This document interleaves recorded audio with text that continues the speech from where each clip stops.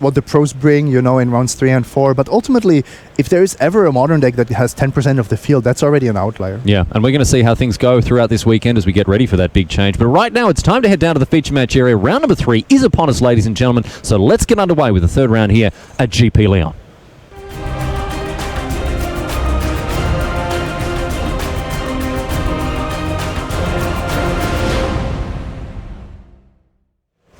Hello, my friends, and welcome to continued coverage of GP Lyon. Round number 3 is upon us. You're in the booth with Riley Knight, alongside me, of course, the Pro Tour champion, Simon Goertzen. And on your screen, speaking of Pro Tour champions, this guy came very close. Jean-Emmanuel Depraz at 2-0. After 2 buys, you would think, fresh off a top 8 performance at Pro Tour Rivals of Ixalan. His opponent, Louis Deltour, another Frenchman here. Both these players on Traverse Shadow. Simon Goertzen, you've been keeping a close eye on the modern format in recent weeks.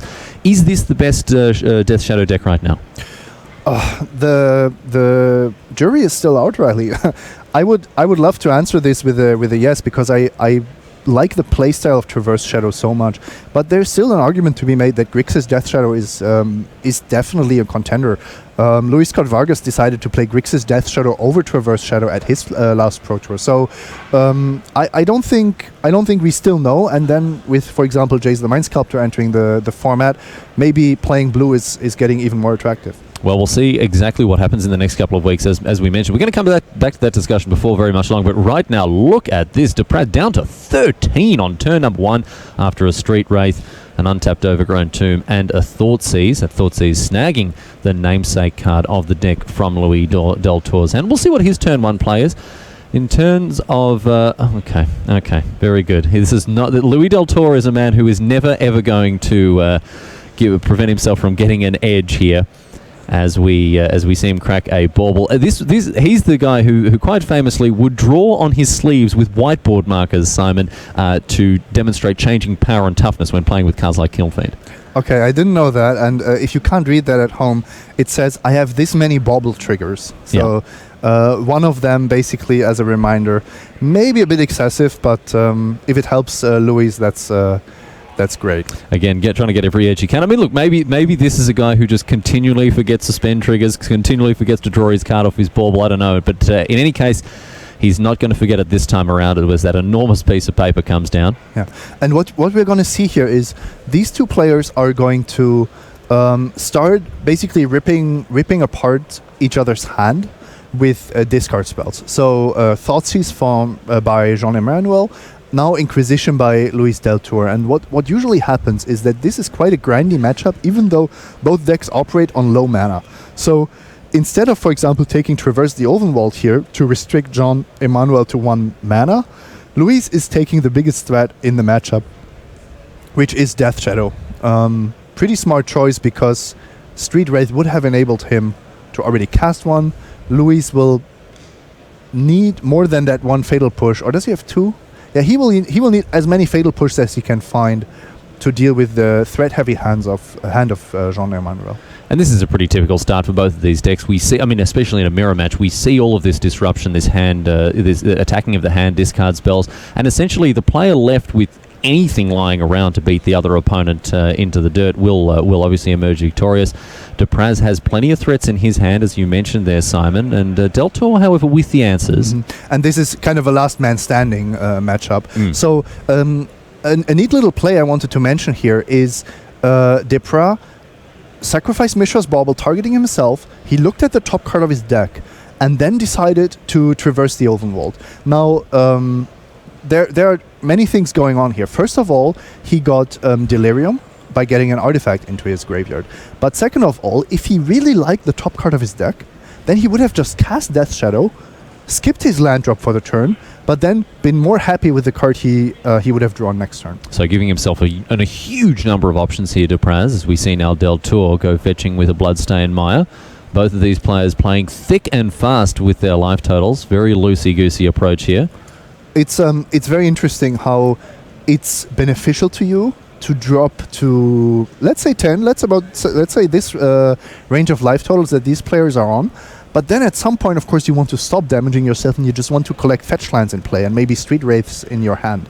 So something that you actually don't want to do is you don't want to attack your opponent in a non-lethal attack. So bringing your opponent down to 1 or 2 can be really, really risky, because then you're losing the Death Shadow fight.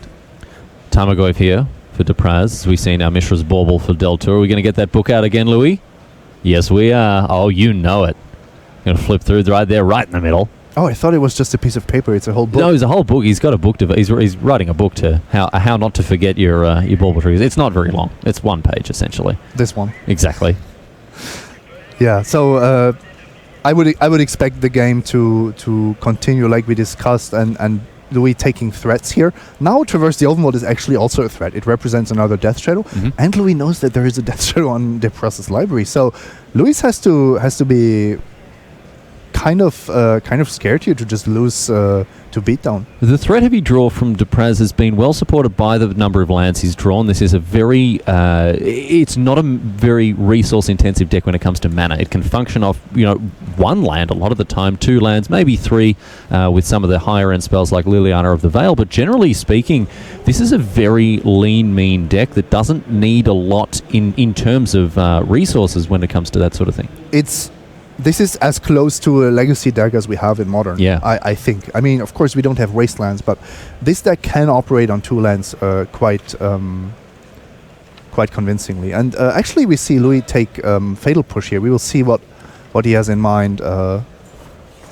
Maybe he has actually the answer-heavy hand, although not that many answers. No, just a Fatal Push in hand, along with another Mishra's Bauble and a Team of Battle Rage. Deltour down to 5 now after this Tarmogoyf comes knocking. Louis opted not to Fatal Push because he knows there are more Death Shadows coming. So Traverse here for Depraz, going to fetch out a Snapcaster Mage here. No, I wanted to mention this Watery Grave. It looks like both players are actually playing blue. So we've seen Nicolas Laban in the feature match area and also here in the booth. He is very traditional with his Death Shadow decks. He's playing the Jund Death Shadow deck with Temur Battle Rage. And then there are others, Emmanuel Gershenson is one of them, who are playing more greedy versions of Traverse Shadow that are playing blue for Stubborn Denial and sometimes a Snapcaster Mage in the main deck.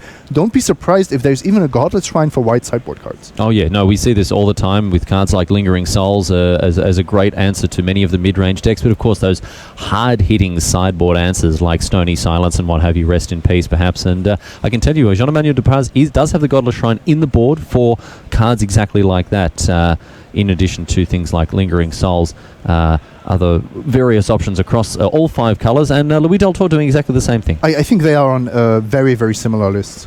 Might have even prepared together, might have talked with Emmanuel Gershenson, who plays this deck on Magic Online almost exclusively. I would say Emmanuel, in this room, one of the most experienced players of the 4 to 5 color Death Shadow variants. And so here we see that we actually have 3 color Traverse Shadow, we have the 4 to 5 color Traverse Shadow, and we have Grixis Death Shadow. So there are 3 different builds of it.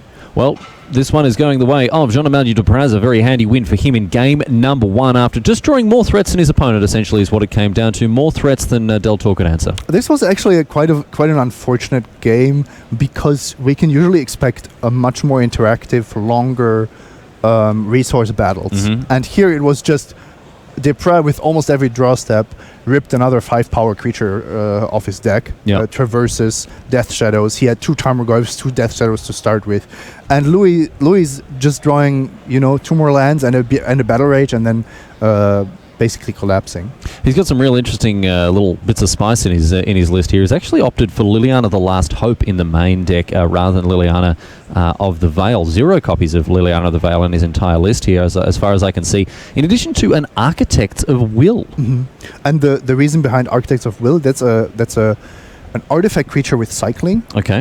That is makes it so much easier to enable Delirium and to grow your Tarmogoyf. Yeah, just as another way to get a different card type. 5th artifact, but also getting creatures in the graveyard is actually not that easy with this deck. Depending on the matchup, if you don't draw a Street Wraith and they path your first threat, then you don't have a creature. So it's just a 2-for-1, basically. It's Yeah, kind of. It's just an straight up 2-for-1. 2 creature types for 1 card. Easy as that, Simon. And a card, so it's a 3-for-1. It's a 3-for-1, exactly. And you draw you draw a card and you got a card in the bin, 4-for-1, 10-for-1. Louis Deltour, however, is on a slightly different list, although we're looking at slightly different flavours of the same archetype here, as we see 3 copies of Metamorphose for Louis Deltour. But I want to talk about what's on his sideboard. 2 copies of Delay. Yes, Delay is kind of a tricky card, but something that deals with a lot of threats in the format, and the ability to suspend any kind of spell of your opponent for 3 turns is usually enough to win the game in the meantime. I've seen this employed against various strategies as well. So if you sideboard it against Tron, then Karn just doesn't come down on turn 3. If you sideboard it against Burn, you might counter that final Boros Charm that would have killed you otherwise. We all know the Death Shadow against Burn matchup is an elaborate dance. So whoever survives this final turn is basically going to come out ahead. Just buying yourself enough time with a card like Delay. I mean, it is a tempo-based play, and if they're dead before that spell resolves, essentially it was a hard counter. Yep, and that's the whole idea. You're not playing it because you expect your opponent to get it back after 3 turns. You're playing it as a hard counter, has really nice synergy with Snapcaster Mage. 2 mana is a lot for this deck, but this is kind of the late game card that you want to It's the version of Cryptic Command. Yeah, it's Cryptic Command for a blue and a colorless. Yeah, it's Cryptic.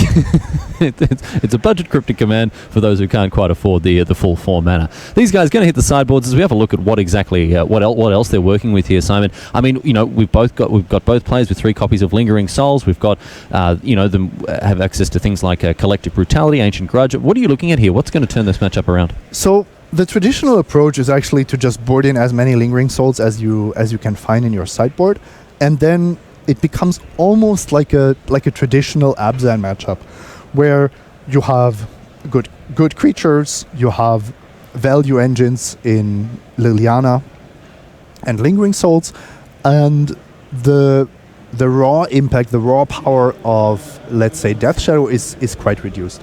Something that's actually most interesting is how many colors do you play after sideboarding? What do you do with your red cards? In particular, Teemo Battle Rage. What do you do with your blue cards? Teemo Battle Rage is actually quite weak when you expect both players to go really heavy on removal and Lingering Souls. The Stubborn Denials do serve a very good purpose, though. I think countering a Fatal Push when you have a Death Shadow or a Tarmogoyf in play is a really good exchange. So what I would expect is I would expect the red cards to leave the deck and the white cards to come in. So what do we have then? Then we have Sultai with white. Yeah, it's one of the Nephilims. June Brood. One of the many Nephilims. Moonface Nephilim. I don't know why that never caught on. No, I can't imagine why either. No, it's a very curious fact that it didn't. Looking forward to the forthcoming 4 color set where we get the official names for it. Or commanders, yeah. Or these exist already. They exist, yeah. They do. Haven't quite. June Brood. There we go. No, but that's not the one. That's not the one we wanted. Not the one we wanted. Get that out of here. What do we want? Everything but red. Well, that was just what I thought would be something that they could sideboard. Right, that would be the configuration you're expecting post-board. Dark Band or Dark Band? Light Soul. We really better not go near it. I'm going to get in trouble again. We really can't go anywhere near it, I don't think. There it is. Glint Eye Nephilim, Tim Willoughby, the All-Star on the card viewer. That is a very gross-looking boy. Look at that belly button. Mate, get that scene to. What's going on? Half your guts are hanging out. It might be the eye. Is that the Glint Eye? Oh dear. And see how no one's around him? No one wants to be near this fellow. Mm-hmm. Yeah. 4 mana 2/2. Get out of here. What's this card even doing? These guys now getting ready for game number 2 with Depraz having taken out game number 1 very handily on the back of a very threat-heavy draw, it has to be said. And we're expecting things to slow down a fair bit post-board. We do, and here's an interesting question for you. Who is going to be on the play? Well, immediately I would say Louis Deltour. Is this not the case? Well, if he expects this matchup to go into a really long grind, he could put Depraz on the play to say, I know we're going to go down to the final card and we are basically packing more answers than threats. I think at least the discussion of whether to put the opponent on the play in post-sideboard games is a very interesting one. Street Wraith cycled away for Deltour as he plays a Bloodstained Maya. I can see the Singleton copy of Hostage Taker has been brought in. That's a way for this deck to really go big. Yes, Hostage Taker is actually primarily, I would say, tech against Lantern, because it makes you traverse the Ulvenwalds into threats that can take on an Ensnaring Bridge, even through Welding Jar. Now, in this particular scenario, you just want to Hostage Taker a Death Shadow and cast it for yourself. 4 mana is a ton, though. Yeah, it is. Especially if you needed that to survive to the next turn. I mean, you're wanting to get to 5 mana to Hostage Take something and then immediately cast it. I don't know if that's how that's going to work. Inquisition of Kozilek reveals Deltour's hand. The only hit there, traverse the Ulvenwald in addition to that Manamorphose. Yeah, Manamorphose is not a card you usually want to discard. Basically a random card off the top of the deck. And you can already see that Luis is kind of punished here. He had to mulligan. He put himself on the play, so he is on the resource front quite a bit behind. Depraz will actually continue to just strip his hand, and then we might see something of a replay where of game 1 where Depraz just draws more threats than Deltour can handle. Can't see exactly if Depraz is working with any threats. Seems to have a very reactive hand, Simon. He's got a couple more discard spells. So your Thoughtseize hanging out in there. Another Fatal Push as well. So now Deltour. I know that Depraz has at least one more discard spell, so maybe we actually see him take the Hostage Taker, or he will just keep a Fatal Push around for it. Look at this. Look at this. Casting a red spell off a Breeding Pool and a Godless Shrine. to then pass the turn. Draw a card. Cycle Manamorphose. Yours, my friend. Oh dear. There we go. Only in Modern, ladies and gentlemen. Only in Modern. So Deltour with the 4 colours as early as turn 2. Very easy game for him here as Hostage Taker hits the bin thanks to this Thoughtseize. Not a great draw here for Deltour. No, now these cards are basically dead. One of the reasons we saw Nicolas Laban in the feature match area cast Faithless Looting are situations like that where you just have lands that ultimately you don't want to be using. In fact, Luis was kind of happy to see lands because of the Hostage Taker, but if we're being honest, he needed something else. Looks like Depraz as well doesn't have a hugely impactful hand. That's an Abrupt Decay, I believe, and a Fatal Push. So he's also looking at no threats, but he has been slow playing his Mishra's Bauble, and I really like what he's doing here. First of all, he protected his hand by delaying the Mishra's Bauble. Second of all, he's getting the extra value of looking at the top of his deck, now getting the choice whether to shuffle or not. He likes the card, so he keeps it.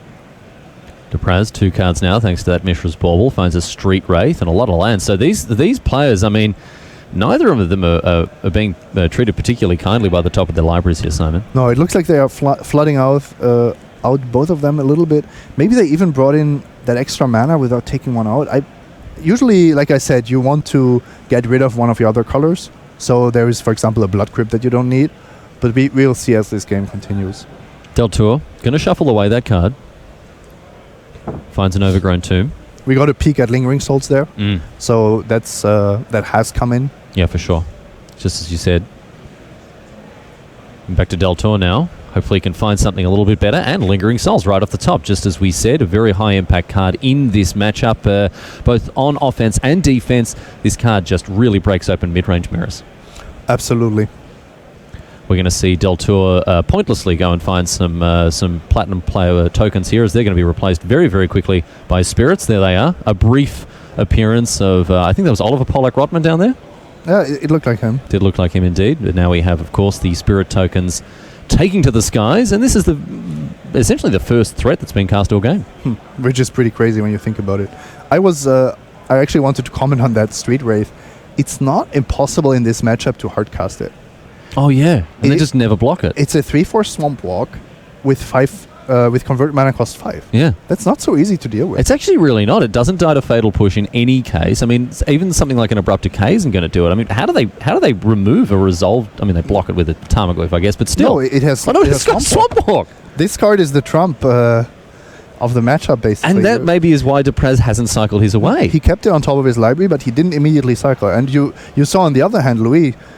He cycled a Street Wraith turn 1 because he wanted to find action, and I think these two players are taking this matchup quite differently, and I kind of like Depraz's approach here. And an Architects of Will, ladies and gentlemen. Architects of Will comes down, so this has a strange little effect when it enters the battlefield. You can look at the top 3 cards of a library and reorder them how you want. Have a look back at them, and you can't put any at the bottom or anything else like that, but you just get to fiddly fart around with your opponent's library, or your library, should you so choose. But the Hill Giant mode on Architects of Will is not something I expected to see today. No, but it's kind of funny to give your opponent an Abrupt Decay that he won't be able to use. I still think the Lingering Souls player is favored here. Oh, yeah. But time. It's a nice way to give yourself a fighting chance here. So Deltour flashing back those Lingering Souls. Very unhappy pair there. Look at them. Screaming, clutching their face. Not much peace in Lingering here. And Deltour finds his 5th mana. This is a very different game to game number 1, where both players were on 2 lands and trying to formulate a game plan based on that, those mana constraints, and this time they got all the mana in the world. And here is the Street Wraith. So this card, Simon, as you said, you characterized it as being a trump card. Yeah, I mean, I was partly kidding, but it is a nice, it's a good sign if a player realizes that this card has a secondary mode. The primary mode is, of course, cycling pay to life. But the secondary mode is just to cast it and try to put pressure on this way. And now look how these basically, limited, not even limited cards. They are like draft chaff almost. Yeah. How they created pressure on Luis, and how a single removal spell would have put Luis into huge trouble as well. Just got to scoop it up here to Street Wraith as Jean-Emmanuel Depraz positions himself perfectly for the 2-0 clean sweep. Simon, he really knew exactly how he was going to win that game from a very early position. After having initially found that Street Wraith on the top of his library, kept it there, opted not to remove it with a something like a fetch land, drew it, kept it in his hand until he had 5 lands in hand, and it carried him to victory. And Simon, you noticed that line very early on. I really like how Depraz played here. I think his draws were also favoring him a little bit. In game 1, Deltour just didn't do anything, really. But you can tell that this is somebody that knows how to play Death Shadow. Oh, yeah. And I mean, we can anticipate if these players especially have been working with each other, then they would have had, a level of knowledge about how this matchup had shaken up, played, tested in mirrors and what have you like that. The Pro Show continues here at GP Lyon, ladies and gentlemen. We've got some decks to have a look at here as we continue our coverage of this modern format. It's been great to have you along so far. We're looking forward to your company throughout the weekend as things continue. But right now, let's have a look at some decks you can expect to see this weekend. 5-color humans in the hands of Marco Cammilluzzi. This list is, I want to say it's the latest and greatest in modern, but I think it's a very, very well-known piece of modern technology today, Simon. By now, it's very well known. Nobody's surprised anymore if Unclaimed Territory or Ancient Ziggurat come down. I believe almost all of the Italians played 5-color humans at the last Pro Tour. So this is basically the refined list. I think Classic Malcontents are a really important piece to the puzzle, and also the full 4 Phantasmal Images. You really want to be copying basically anything in your deck. It's just makes the deck much more consistent. And at the Pro Tour as well, we saw Phantasmal Image shine against cards like Bedlam Reveler and other huge opposing threats that your opponents were looking to bring to bear. And this has come at the cost of cards like Mirror of Averbrook. We've seen other cards, Lord Effects and what have you, eventually make way for things like Kessig Malcontent's Phantasmal Image. One card in this deck that I think is so critical and very difficult to overlook is Meddling Mage. This card gives the deck so much more of an edge against other strategies that aggro decks would normally fall to. So this is, on the one hand, a very linear, a very streamlined deck, but on the other hand, when you look at the Meddling Mage, the Freebooter, and Thalia, you actually need to anticipate very well what your opponent is able to do and what they can do to beat you. So it is more skill testing than it first looks. Plenty more decks to have a look at here as we cruise through our quick tour of the modern format. Grixis Death Shadow, the once and future king of the modern format. Well, I say future, perhaps not. This was the de facto best deck for quite a number of months leading up to 2018, Simon. I mean, the jury, as you mentioned, is still out on whether it's the best configuration for Death Shadow. What are your thoughts on this deck moving forward? This is the list that, or a modified list of what Eduardo Sajkalik played at the Pro Tour. I love the fact that you're combining that you're putting Mishra's Bauble in your Grixis Death Shadow deck, even though Delirium is not important. These 4 Gurmag Anglers just need their food. Stubborn Denial in the main deck, I think, is one of the main reasons to play Grixis Death Shadow, or well, to not play Junt, Traverse Shadow. Ultimately, this is a bit different from the Grixis Death Shadow decks of the past. I think it might be the best positioned Death Shadow deck right now. Cards like Thought Scour can just enable just absolutely busto starts. If you can cycle a Street Wraith, cycle away a Mishra's Bauble, play a Thought Scour on turn 1, you're often slamming down a 5/5 on turn 2. And I mean, it's a 5/5 that is not killed by Fatal Push. That's a great point. They don't have that tempo trade-off. That's what feels so awkward when you're sitting there with a Junt Death Shadow. Maybe your hand is a Fatal Push and an Abrupt Decay, but you just cannot beat the Angler. And this is why we have cards like Dismember played, and that card did appear in Jean-Emmanuel Depraz deck. I guess that's the only answer he has to card like Street Wraith, but Dismember closer to unconditional removal here, and so important in the face of cards like Gurmag Angler. Yep, and this is just very straightforward. It's not really a value deck with, I don't know, 2 or 3 copies of Colorgan's Command. Here we're just saying, get my threats down and protect them long enough to win the game. Basically very similar to Traverse Shadow. Yeah, and that's the role that Team of Battle Rage plays in the deck. Attempting, yes, just to get across the line as fast as possible rather than grind them out with something like the old Snapcaster Mage Colligan's Command combo there. Plenty more decks, of course, that we can have a look at in the modern format as we continue to see how things go this weekend. But right now, we are going to bring it back to the booth here, Riley Knight and Simon Goetzen. Of course, it's great to have you along. We have a Time Walk match coming up for you in just a few moments as the Pro Show continues here from France. Cold day outside, Simon. It's nice to be able to keep ourselves warm in this, rather excellent venue here. A bit of a way out from the centre of Lyon, but all the same, over 2,000 players assembled here at the tournament, and it's great to have your company as well as we continue our exploration and investigation into what's going on in Modern. We've got a Time Walk match lined up. Let's get into it right here, right now, and see what else has taken place here in round number 3 at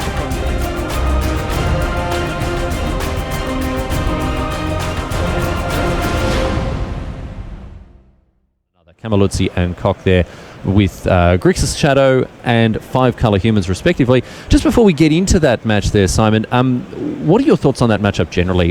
Who's favoured as just in a vacuum? I think the Death Shadow decks are favored, but they have to be careful because they rely on very specific cards. Right. So if there are Thalias and Meddling Mages disrupting them too much, they can be overrun quite quickly. A card that's really interesting from both sides is actually the Reflector Mage. How early do you play it? Do you play it the first time you have a chance, or do you actually have to play it like the turn before a Death Shadow could actually kill you? Kevin Souls on Human, powering out a Champion of the Parish here. Koch without a turn 1 play outside of cycling away that Street Wraith. Already going to town on his own life total, looking to deploy that Death Shadow in hand nice and early. Meddling Mage has really changed the way that people are even constructing decks. I saw some tweets about people looking to diversify their Wrath effects between Supreme Verdict, Wrath of God, and Day of Judgment there, just to make sure they were going to have a 4-mana Wrath to cast in the face of a Meddling Mage. Yeah, that's nice. You have to always be ready for that. It's also funny because in this kind of matchup, you know that Fatal Push is going to be the most played removal spell, and Meddling Mage usually names that. Oh, wow. A huge play here for Florian. Well, I say huge play. He's played 2 1/1s on turn 2, which is not admittedly fantastic, but that explains the old shock myself do nothing on turn 1. And now it's already really tricky for Marco. If he plays aggressively here, he's growing the Death Shadows and he will lose this race. So Florian Koch now, as a Kitesail freebooter, sails across to see what's going on in his hand. Looks like it's going to be a Thought Scour here. As good as Stubborn Denial is in other matchups, it's really not what you want against 5-color humans. And as soon as Florian Koch plays that fetch land, essentially that Stubborn Denial has come online. Yeah, but there are effectively no targets for it. He can counter an Aether Vial in this matchup. Yeah, but all the creatures are not counterable. Get in there. 1 mana hard counter for an Aether Vial on turn 3. Sign me up. That's exactly what you want. That's very true. Bit of a dead card there for Florian Koch, but he's not worried about that. I mean, he's going to be worried about getting these Death Shadows nice and big. They're grumpy boys looking to go to town on Marco Cammilluzzi. I don't think Marco can attack him. No, what is this? No, don't do it. Marco. You've just given your opponent 4 extra power. I don't understand how you're going to win a race if you are effectively dealing 2 but losing 4 in the process. I mean, yes, how can you win a race by attacking your opponent with your creatures, Simon? It's madness. That's not how it works. Doesn't make any sense at all. Reducing an opponent's life total to win a race? Get out of here. So Florian Koch with the fatal push off the top here. What's he doing with his head in his hands? He's won this game. No, not quite. Not quite. You do still have to win the race. Okay, all right. He has this. He has a new copy of Fatal Push, and now he needs to decide how aggressively he wants to use it. Does he want to kill one of the creatures on the battlefield, or is he going to keep it for a Mantis Rider? And as you can see here, he's still happily taking extra damage. So that proves that Marco did him a favor by attacking. Yeah, absolutely. And if you're ever putting yourself in a position where you are giving your opponent what they want, you're not going to win many games of Magic as a result. I think PV had an excellent write-up of this a couple of months ago with what he called PV's golden rule, which is if you're ever in a position to prevent your opponent from getting what they want. He wrote it much more articulately than I am right now, so I'll defer you to that article instead. Go and have a read of that. But as you can see here, Cammilluzzi taking a huge hit, down to 8 after these 6/6s come rumbling in. And what's the way forward for the Italian player? Well, the way to play this matchup is you force them to deal damage to themselves early on until they reach this 12-13 life points, and then you want to close out the game in one big swing. And Marco basically didn't go for that. He went for the I'm always attacking with all my creatures every single turn line of play. And now he's representing 7 here. But Florian just needs a single fatal push, and he has, for example, you fatal push the freebooter, you go to 1, you have 2 12/12s. So we're going to see instead the champion of the parish bite the dust. 4 damage coming across for Koch here, knocking him down to 3. It's the same result because you have 2 lethal Death Shadows on the battlefield. So Cammilluzzi, without any further blockers to play, is going to have to pack him up just like that. Obviously, Cammilluzzi kind of had to just jam and slam there and hope that Koch didn't have the removal spell, but the German came up with the goods, and that was that. Moving on to game number 2 with the magic. Bit of movie magic, ladies and gentlemen. Bit of a Hollywood magic for you here. No shuffling, no mulligans. Easy as that. Do apologise to all the fans of our coverage of shuffling over the years. The mulligans do still happen, though. Oh, yeah. Florian is on 6 cards here. Oh, is that right? Yeah, we saw him scry. Well spotted. Noble Hierarch off the old ancient zigzag here. And it's a polluted Delta opening things for Koch. Cammilluzzi off to a much better start, especially if he can power something out now. And Athalia is a really nice one. This card is the card I'm most afraid of when I'm playing any kind of Death Shadow deck. Because you rely on your cheap spells to deal with threats, but also to fill your graveyard, to reduce your life total, all these things. And Thalia is a pain. Yeah, I mean, frankly, it is just one of the worst cards for a Grixis Shadow player to see. And we see here Florian Koch fetching an island so he can Thought Scour here. He knows he's got to protect his life total because this game is going to go a lot longer than he would want it to otherwise. And if he has a Fatal Push, I would expect him to immediately Fatal Push the Thalia. Oh, no second land for Marco, though. Doesn't need it. Doesn't need it, mate. Noble Hierarch into Thalia. Getcha. A really nice sideboard card there by Florian in Engineered Explosives. Mm-hmm. Do you know how Engineered Explosives and Thalia interact? Yeah, the interaction is a bit counterintuitive, but it's a very nice way to answer a Thalia. Yeah, you can actually play an Engineered Explosives for X equals 2 for exactly 2 mana because of how Sunburst and Thalia interact. Yeah, so you put it on the stack with X equaling 1, paying the 1 additional mana. As long as you use a different color of mana, it will still come into play with 2 charge counters. So it is a nice way, of course, and excellent against these go-wide humans deck. You could see how good it would be here, just a straight-up 2-for-1 in the face of the Kitesail Freebooter. I believe Marco boarded in a Rest in Peace, which would have been great at stopping the Gurmak Anglers, but it came down too late. So now Florian has already used most of that graveyard. Yeah, that's a Rest in Peace in the now at the top of Marco's hand. Mm-hmm. And Rest in Peace actually stronger against the Traverse Shadow deck list because they have Traverse the Openwald and Tarmogoyf. Often Grixis Shadow will just sort of one-shot its graveyard to power out a Gurmag Angler, as you can see on your screens, whereas, yes, a lot more impactful in a card that needs an ongoing graveyard built up. In comes the 5/5.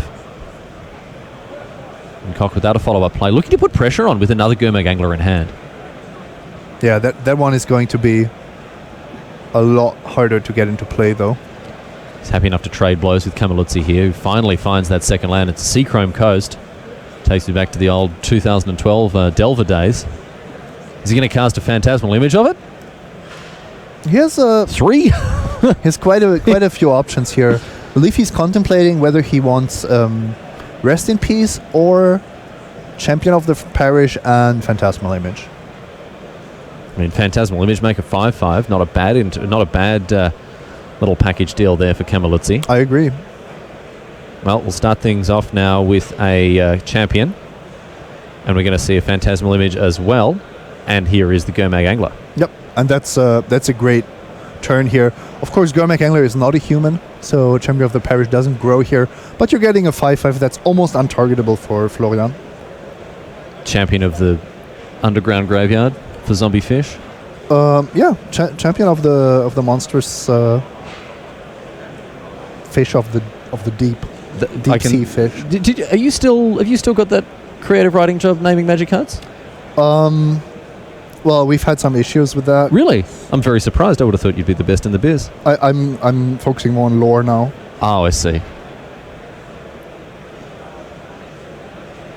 Koch goes and finds that watery grave now. Have you looked at the art of Gurmag Angler, though? Yeah, it's super gross. It's scary. It's super gross. That fish is all mouth. All mouth and no play. Quick transaction of tokens there right across the screen. Raises raises a couple of questions there. What are those ones doing? Back to Cammilluzzi now. Koch has to sit pretty behind that 5/5. He's under pressure from Cammilluzzi, who's going to continue to develop his board pretty hugely here. 2 more 5/5s if you'd like.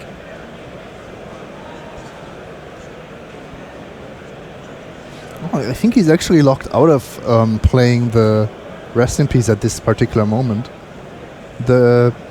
He has 2 mana from Seachrome Coast and Noble Hierarch, but the 2 other lands are Ancient Ziggurats, so he won't be able to cast Rest in Peace of it.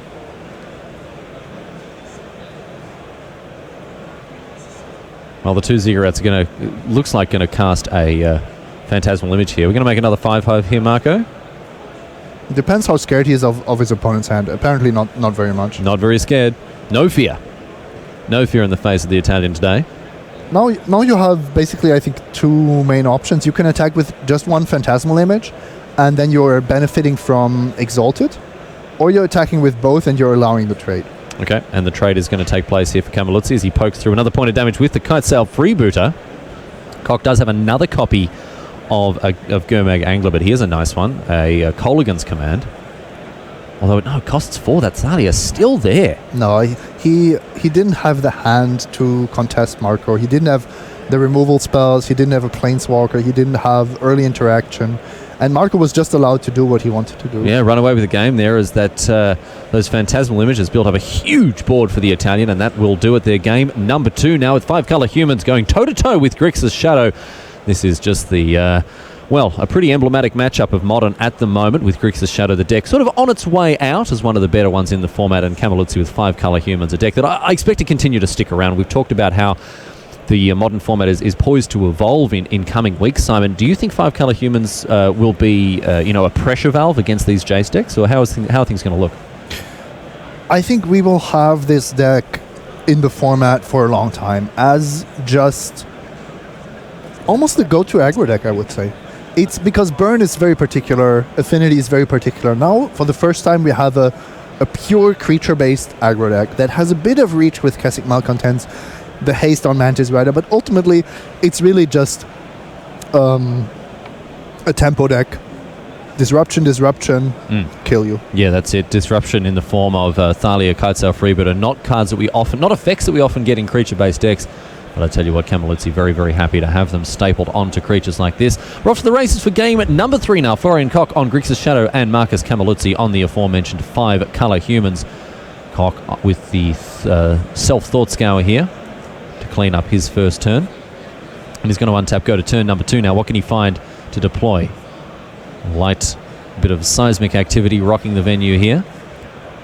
If he has a Gurmak Angler, he should slam it right now, because once again there is this issue with Rest in Peace potentially coming down. And there it is, exactly right. So all the good work done by that Thought Scour has been reversed now, and Rest in Peace is going to prevent Koch from playing these undercosted 5/5s. 7 mana 5/5? And from flashing back anything with Snapcaster Mage, neutralizing what Kolaghan's Command can do, most of what Kolaghan's Command can do. It's a very powerful sideboard card here. Koch cracks open that polluted Delta, finds a Blood Crypt. He absolutely needs a red source to be able to cast those Kolaghan's commands. We also saw after his Thought Scour he still has Temur Battle Rage in the deck, which I absolutely agree with. So, 2 mana. Mantis Rider. Snapcaster Mage on Ambush Viper mode here. Coming down as a 2/1 flash. Getcha. And Cammilluzzi down to 17. Nice early disruptive play from him, although he doesn't have any pressure. Of course, these kind of sideboard cards come with a price, but I think that's a price that Marco is happy to pay. So take your turn off to just really put a spanner in the works of your opponent? Yeah, if it's so impactful as Rest in Peace. You can't just play, whatever sideboard cards you want and expect them to be good, especially if they don't deal damage on their own. But in this case, if you have this on turn 2, your opponent's deck will only be half as good as before. Cammilluzzi having a good old think about how he wants to navigate his third turn. No shortage of threats to deploy here. Looks like we're going to have a good old-fashioned race now, however. It wasn't a passing of the turn, surely. Surely it was just an expressive Italian using his hands to speak. Surely, Simon. Bit of keyboard, a bit of table piano now. Yeah, I'm trying to read. How is your Italian? My Italian sign language is, well, I wouldn't rely on it. No? No. Even after having lived in Italy for a couple of years now? Almost 3 years, yes. Yeah. It's hard though, isn't it? It's hard. It's hard. And if you make a mistake, it's also dangerous. Oh, yeah. So if you stick the wrong finger up, oh my goodness. All sorts of trouble. We see Marco here. He has quite a few nice cards in his hand. What he can do here is he can Champion of the Parish and try to copy it with Phantasmal Image. That would be, I think, the most aggressive play that he can make. Kessig Malcontents is clearly a card you want to cast later. That I would be very surprised to see that now. Now, my Italian sign language isn't great, but my Magic sign language indicates to me that he's named Illusion with one of them and Human with the other, so as to cast that Phantasmal Image in hand. Marco Cammilluzzi getting as far as the L in Illusion before getting bored and deciding he's got better things to do with his time. Champion of the Parish. And here comes the Phantasmal Image. Oh no, it's a card self-repeater. That's actually even better because it leaves Marco with a choice what to copy later on. Mm-hmm. It does deal a bit less damage, right? If you copy a champion here, maybe you would have had more power on the board. However, what if Florian has a Fatal Push in hand and just kills your champion in response? And he's got a little bit more time now, Cammilluzzi, seeing as we've got that Rest in Peace. He knows he's not going to be facing off against huge big delve threats. He can afford to wait a while. So Koch thinking about how he wants to navigate this particular trigger here. What's in his hand that he's worried about? I think he's probably thinking about a Dismember, if that is a Dismember in the left of his hand. So clearly he wants to decide if he needs to respond with some kind of instant here. Which member? Oh, Dismember. Dismember. Dismember, I see. We are going to see a Dismember. This one right here. Oh, and an interesting choice. He actually goes for the more aggressive card, but allows Marco to take a card from his hand. Cammilluzzi snaps off the Kolaghan's command there. There is a Flying Tendrils in hand for Koch as well. But this exchange actually went rather nicely for Florian, I believe. he now has brought himself down to 10 life. That's actually the reason why he was thinking so hard. You not only do you have to decide what to target with this member. Well, first of all, you have to decide if you want to cast it, what to target, but also how much life to spend. So he actually got to pay 2 extra life from the dismember, and maybe we just see him play 2 Death Shadows now. Players calculating the life totals thanks to that Horizon Canopy being rather finicky. Looks like we're going to have a Mishra's Bauble sacrificed. See what Cammilluzzi's working with. Koch will draw a card at the beginning of the next upkeep. And now Death Shadow joins the party, number 1. And the second one coming down as well. So these guys, the all 3/3s, and already out of the range of that Flying Tendrils.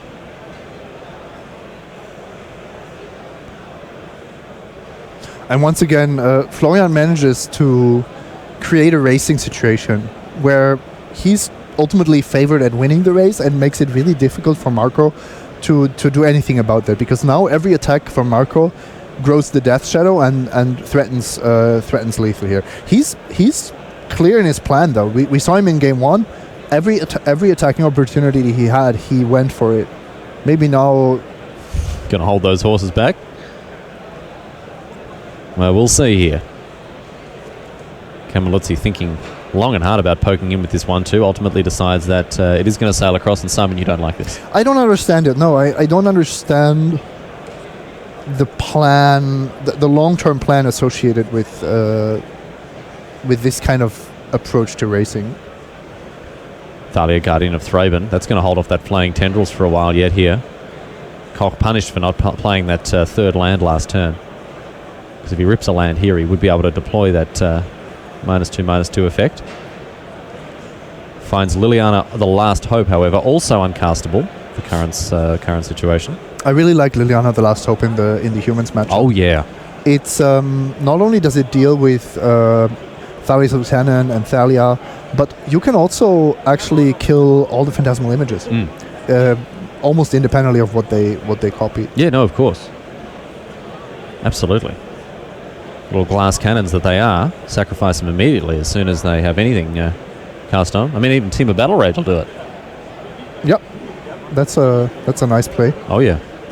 Actually, here Florian has 2 4/4s, so Marco is on a virtual 6 if he takes the damage, which means a single fetch land, tada, is now threatening lethal. You have to chump block a Death Shadow to survive. So Cammilluzzi now is going to have to throw that Guardian of Thraben in the way of one of these big monsters here, and you can't really believe it, Simon. You know why this is possible? Because he attacked for 1 last turn. It makes the difference between being forced to chump block this turn, between Snapcaster Mage being able to attack this turn. It's just somehow a cascade of effects that I don't think you can give to the Death Shadow pilot. Cammilluzzi perhaps living in the moment a little bit too much there, and not thinking turns ahead, which is obviously, of course, what you need to do when managing multiple life totals here. Well, some people just want to see the world burn. Well, if they're going to set themselves on fire to do that, I don't know if it's the best way to put the key in that particular ignition. But anyway, Cammilluzzi's going to have to take his licks right now, and I think he's just figuring out exactly what the position he's put himself in. Yep. Away goes Thalia. Yeah. And what usually happens here is that the Grixis pilot will just not do anything, happy with the jump block, of course, and will threaten exactly the same situation next turn. Sometimes you see the Grixis player take some extra damage because of how it influences the clock, but you don't want to take any risks if you don't have to. So Cammilluzzi will take 6 here, down to 8. And that Bloodstained Mire. Koch not priced into pulling the trigger, although he is thinking about it here, Simon. Yeah, now maybe he takes 1 because of how the math shakes up, or he will take 3 because he knows that even against, let's say, Mantis Rider, he's still going to have lethal. He knows he has another Snapcaster Mage. That's a relevant part of it as well. So 3 damage here for Florian Koch, down to 6 now. And there isn't a lot that Cammilluzzi should be able to do, you would think, to put himself back in it here. And that's the weakness of the 5-color humans deck. You are so linear, so one-dimensional, that your opponents can basically outcalculate you. If Florian knows that on 6 there's basically nothing you can do, then he just does that and will is effectively guaranteed to win here. Now, with Athalia gone, of course, that means that Liliana, the last hope, is free to partay. And Cammilluzzi finds a Reflector Mage off the top. Is that enough to keep him in it for one more turn? I think that's the best card he could have drawn. Lucky marker. Handshaking here. Palms perhaps a little sweaty. Not sure what he had for dinner last night. Mom spaghetti. Probably a baguette. We're in France. Horizon Canopy going to ding him down here to 4.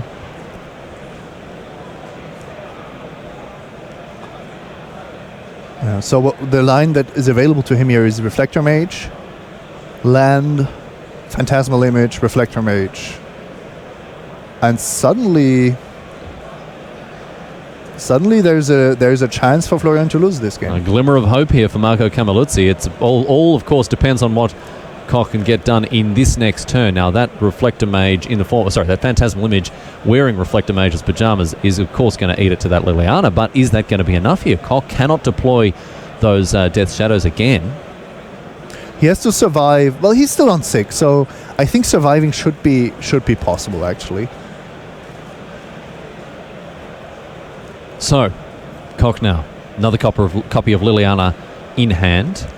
Second ability not doing a huge amount in this on this board position. And of course, when you've got a free terminate off the top.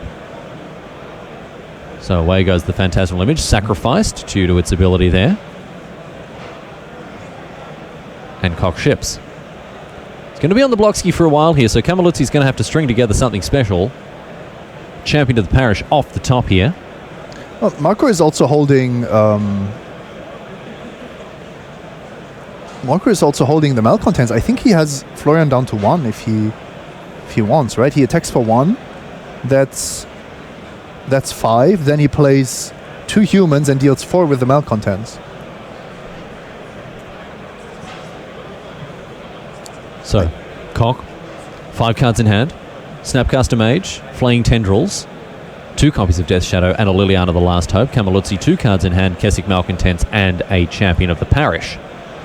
You talked about this deck being linear, Simon, and certainly is, but it does give your opponent a lot of room to outmaneuver you because of your linear game plan, but that linear game plan sometimes is just so strong.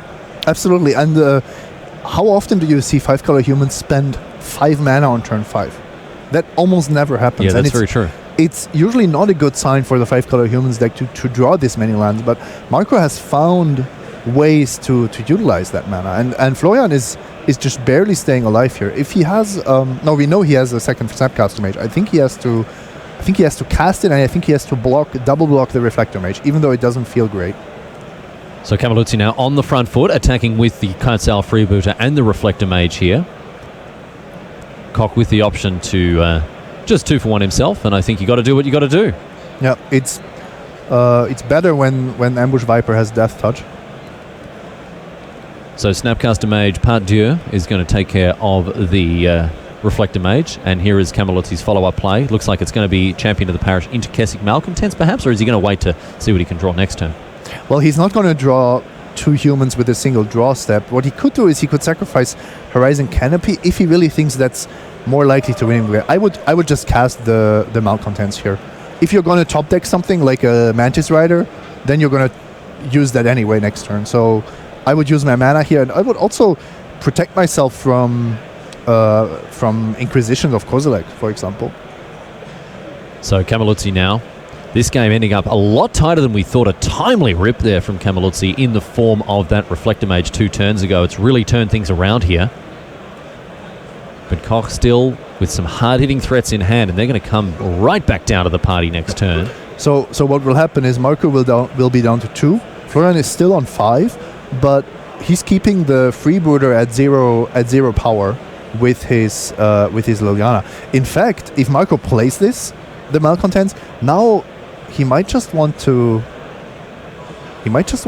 Flaying Tendrils. No, I think it's too valuable to play your Death Shadows out. Champion of the Parish picking up that counter here. Is there any reason not to Flaying Tendrils here? Don't you just you wipe your opponent's board? You do, but is your opponent's board really the problem? I think what you need is you need your creatures in play, because you need to win next turn. So rather than taking a turn off. And the creatures in play actually don't kill you. You play 2 Death Shadows, that blocks the 2 ground creatures, and you -2/-1 the freebooter. Oh, actually, there's a Colorant's command. So in this case, it's actually better if you get the Colorant's command back, because you can just go straight for the don't. And then you're guaranteed to win next turn. All right. Okay. So Koch having a think about it here. So Cammilluzzi needs to top deck. Exactly. Mantis Rider, and I don't even think he can draw into it with Horizon Canopy, because then it depends on his lands.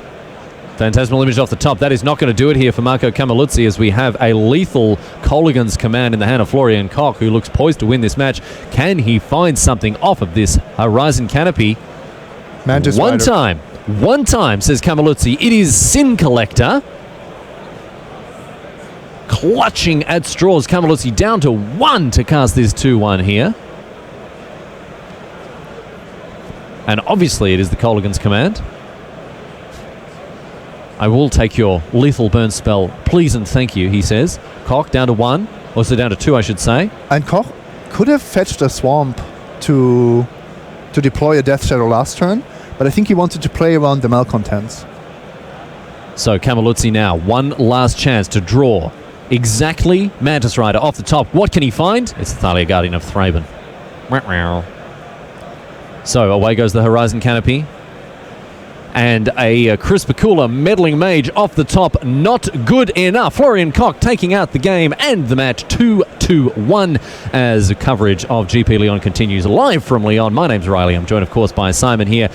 Thank you so much for joining us here at the first part of the Pro Show. We're going to be continuing, of course, to showcase the very best of Magic, some of the biggest names, some of the biggest decks here at this modern tournament. We're hoping you're going to stick with us throughout the weekend. Some highlights from you from this round, Simon. Anything really stood out to you so far? I think Death Shadow matchups are just really interesting. If you play in the mirror match, if you play against aggro decks, how do you manage your life totals and resources? And we see some players are getting really, really experienced at that. This deck is now over a year old, so we are seeing some really high-level Death Shadow play. Yeah, it's an interesting sort of dynamic to it here, because it ends up that both life totals are incredibly relevant, and racing situations get very, very complex indeed, as we saw.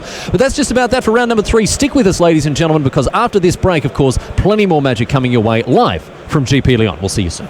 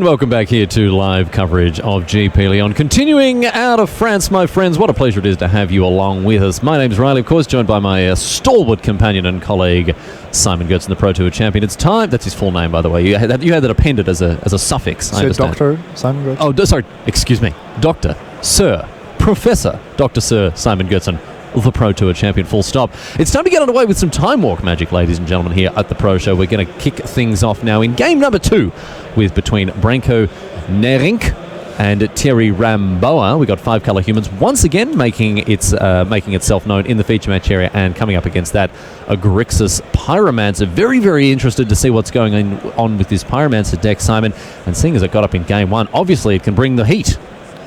Yeah, and it's actually something that we don't see so often. We know, of course, of the Mardu Pyromancer deck. Mm-hmm. Jerry Thompson played this to a finals appearance at the Pro Tour. And we know of the Blue-Red Pyromancer builds. Sometimes with Blood Moon in the main deck. Sometimes with just, Thing in the Eyes and Young Pyromancer, like the Viren brothers played at the Pro Tour. But this seems to be a version that's also including black. I'm having a quick look over the deck list here, and if he is playing black cards, he's hiding them incredibly well. I think it is just straight up blue-red, actually. Okay, so that makes it a bit easier for us, because that means it is effectively the list that Pascal Viren used to place in the top 8 of Pro Tour Rivals of Ixalan. I mean, correct me if I'm wrong, have a look there and see, but it looks like the only black card the only card that has anything to do with black is a copy of Polluted Delta here. Yeah, that doesn't make a deck Grixis though. No, you're right. And so basically we're looking at this creature shell of Snapcaster Mages, Thing in the Eyes, and Young Pyromancer. Mm-hmm. And then the rest is spells, as you would imagine. Cards that support that, we've got card draw in the form of Cryptic Command, Ancestral Vision, Opt, and Remand. We've got counter spells, Remand of course, Mana Leak, Logic, not Cryptic Command once again, and then removal spells, Roast, Lightning Bolt, Electrolyze, and what have you, in addition to an Abrade. You can see a couple of those cards on your screen right now. Good disruptive options here for Ramboa, and once again, decks like this, especially with those post-board angers, really, really good against creature decks. Yep. 2 Anger of the Gods in the sideboard, 2 of them in Thierry's hand. That's of course a really good start to things.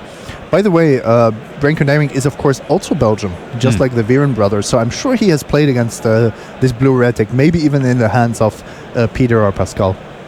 So Ramboa now, he's going to have the 2 copies of Anger of the Gods hang about in his hand after that Sin Collector takes care of a Lightning Bolt. Sin Collector usually great against some of these more disruptive, cheap disruptive decks, but right now, I mean, that's a nightmarish hand for any Sin Collector to have a look at. So much Sin to collect. It also seems like a matchup you are not really happy to play with 5-color humans.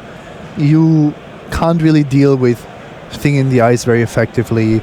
You don't want to play against Lightning Bolt, Snapcaster Mage decks. And Young Pyromancer tokens are actually really good at blocking. Ramboa now suspends an Ancestral Vision. See if he can buy himself enough time for that to pop off. Back down to Neirynck. Neirynck has a Thalia here that might make quite a difference to how this game plays out. That would hold off that Anger of the Gods for an extra turn here. And if he can continue to deploy threats, and I can see a Thalia's Lieutenant in his hand as well, so this is going to be a 1-2 punch here for Neirynck. Yeah, but it still leaves his board kind of vulnerable. He needs to grow at least 1 creature to 4 toughness. So here is the Thalia. After her Lieutenant came in as the hype man. And the reason for that is Branco is planning to play another Lieutenant next turn, which will grow this one to a 4/4, excuse me. So already a significant board build out by Neirynck here in the face of that double Anger of the Gods. He knows what he's got to do to get on top of this game, and he's doing it reasonably well so far. Ramboa goes and finds a second Steam Vents, mismatched in different languages. No, both French. 1 foil, 1 non-foil. No, they are different languages. Oh my goodness me. Thierry Ramboa, mate, what are you doing? It's about as different as you can get 2 cards. That's about as mismatched as 2 cards can be. Basics on point, though. Oh, yeah. as opposed to Neirynck, who seems to have ransacked the landbox for that lonely Rivals of Ixalan Plains. Incredible art on the Rivals basics, however. Roast. I really like this play. Ramboa knows that Thalia is not a big problem. He has that 4th mana for Anger of the Gods, but the way Branco sequenced his creatures, he was already representing that the Lieutenant would grow to be 4/4 or bigger. By playing it first in the last turn. Yeah. Otherwise, you usually play your Thalia first to expose your to distribute your counters more evenly. Back to Neirynck now. And he's got a tricky decision to make, because if he is to commit anything to the board here, he knows that Anger of the Gods is going to absolutely clean him up. But does he have to? He has 3, 4, 6 damage on the battlefield. I don't think he absolutely must play anything here. He also drew into Phantasmal Image, so maybe he can just snag that Anger of the Gods. Oh, but there are still 2 left. Yeah, 2 copies in hand. Because he decided to take Lightning Bolt from Thierry. These decisions are always really difficult. Do you go for the cheaper removal spell? Do you go for the mass removal spell? How much does it change if you know there are 2 mass removal spells? It's really draw dependent. Big attack now for Neirynck, making hay while the sun shines, and right now the sun is shining on his side of the battlefield with his big attack. Getting in for 6 points here, knocking Ramboa about some. Yep. And Neirynck ships. Just pass the turn. Force your opponent to clear the board.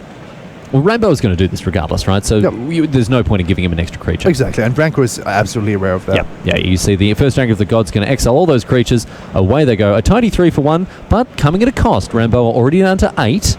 And now Neirynck, with a couple of tidy draws, could put himself in a position to win this match here.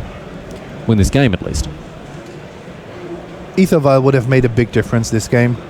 Being able to power out your creatures earlier, but also at instant speed after your opponent angers, is one of the ways to actually generate reach with this deck.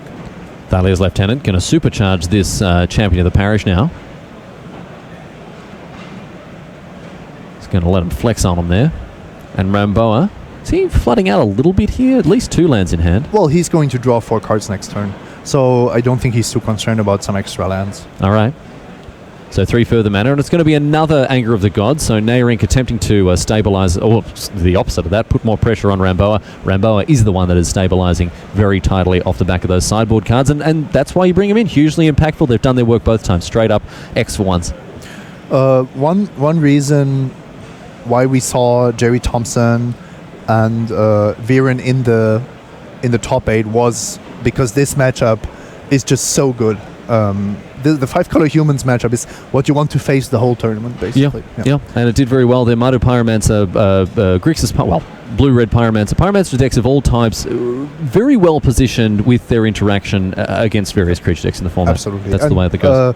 These creatures are just not very huge. No. Anger of the Gods takes all of them out. Yep, that's the way that it goes there, and that's the way that we'll see how things go throughout this tournament, I'm sure. My friends, thank you for sticking with us so far, but of course don't go anywhere because more magic is coming your way. We're going to take a break from the booth. We're going to be back with Matej Zadelkai and Tim Willoughby, and you're not going to want to miss a moment, ladies and gentlemen. We'll see you back here at GP Lyon as soon as we're done with these ads. Stick around.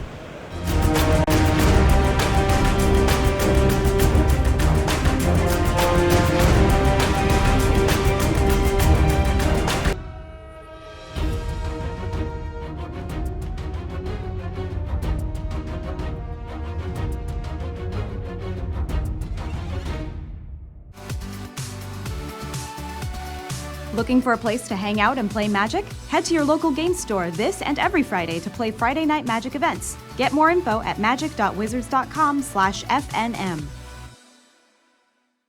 Fans are the people we want to hear because they are way more fans than there are Wizards employees, for one. And for two, they know what they want to see in this game. And so we have to listen. We are committed to listening to the fans, and we're committed to bringing this experience, an experience together that makes sense to the fans.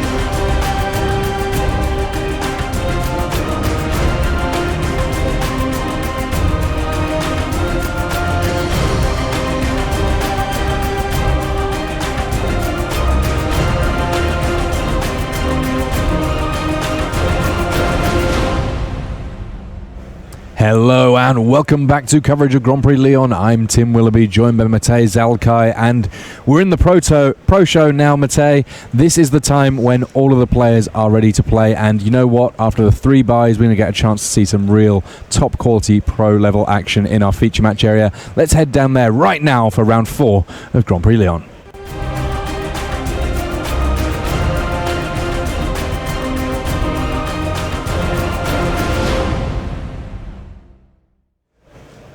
Hello and welcome to this round 4 of Grand Prix Lyon. I'm Tim Willoughby, joined by Matej Big Z Zadelkai, and we have the number 8 ranked player in the world, Martin User,